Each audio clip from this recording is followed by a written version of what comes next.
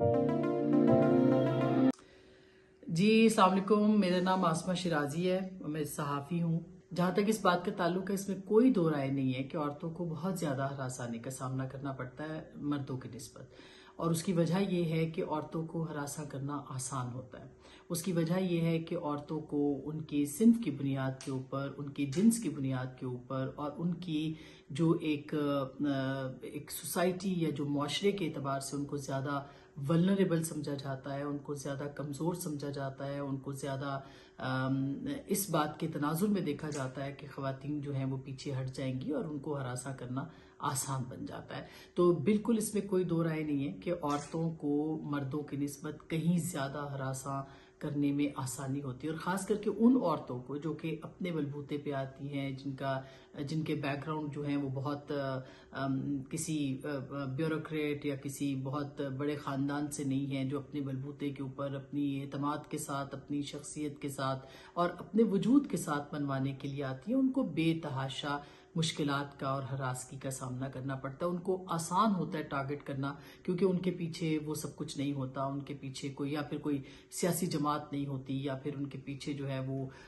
Establishment जैसे इदारे नहीं होते। वो इंडिपेंडेंट और आज़ाद ओपिनियन रखती हैं और अपनी अपनी बात कहना जानती हैं, ओपिनियनेटेड हैं। उनको हरासा करना और भी ज़्यादा आसान हो जाता है, क्योंकि उनके पीछे कोई दिफा करने वाली फोर्स जो है वो मौजूद नहीं होती। तो इसमें कोई दो राय नहीं है कि औरतों को हरासा करना मर्दों की निस्बत बेहद आसान है, और बेहद इजी टारगेट के तौर पर जो है वो आसान हदफ के तौर पर औरतों को हरासा किया जाता है। मसलन मैं अपना आपको अगर बताऊं कि मुझे इसलिए बार बार टारगेट किया गया क्योंकि ज़ाहिर है कि मेरे पीछे वो पूरी फोर्स मौजूद नहीं थी जिसका मैंने जिक्र किया।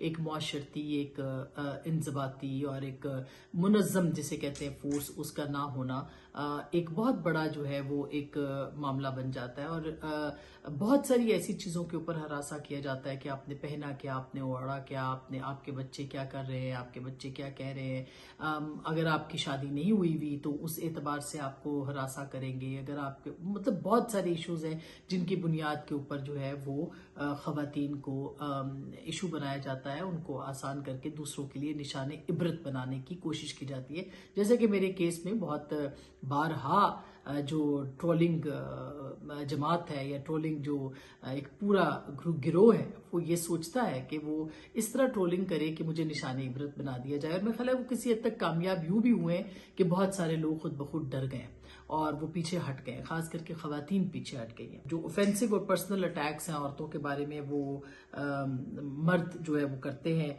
और जब वो डिसएग्री होते हैं बहुत सारे ऑनलाइन मामलात के ऊपर, तो बिल्कुल वो पर्सनल अटैक्स करते हैं।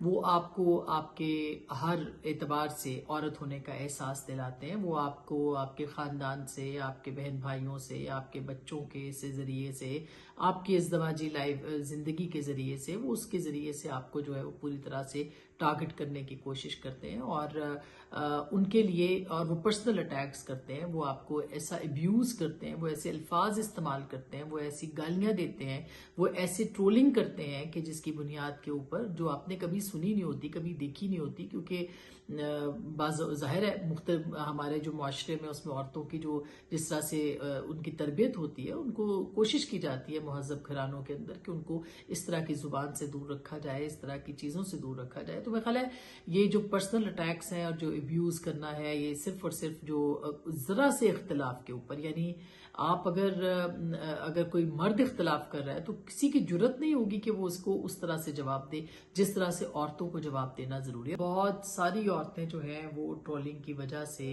खामोश हो जाती हैं। मैं बहुत सारी ऐसी औरतों को जानती हूँ जो कि जिनकी ट्रोलिंग हुई और उसके बाद से उन्होंने सोशल मीडिया प्लेटफॉर्म से खुद को हटा लिया और वो उसके बाद वहाँ पे वापस नहीं आई। उन्होंने अपने आप का इजहार करना छोड़ दिया, उन्होंने अपना ओपिनियन देना छोड़ दिया, उन्होंने अपनी बात कहनी छोड़ दी।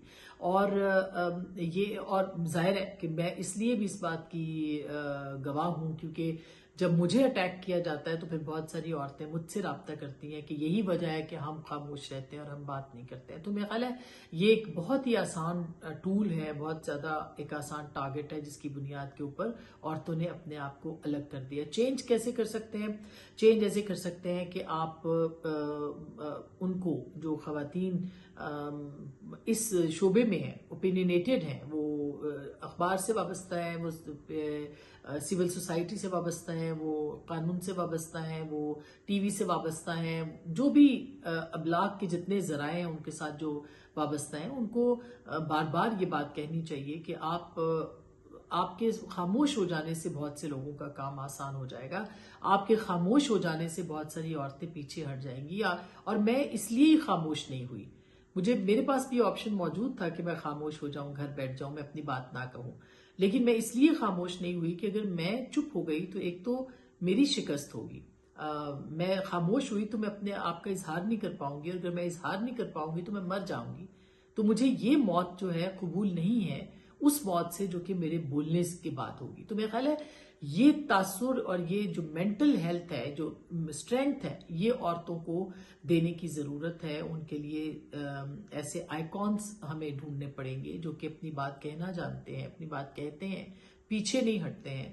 اور بے شک ان کی جتنی مرضی کردار کشی ہو، میری بے تحاشا کردار کشی ہوئی ہے، مجھے بہت ملائن کیا گیا ہے، مجھے بہت زیادہ ہر اعتبار سے میرے اوپر جو ہے وہ الزامات لگائے گئے ہیں. بعض اوقات میں جواب دیتی ہوں، بعض اوقات نہیں دیتی ہوں.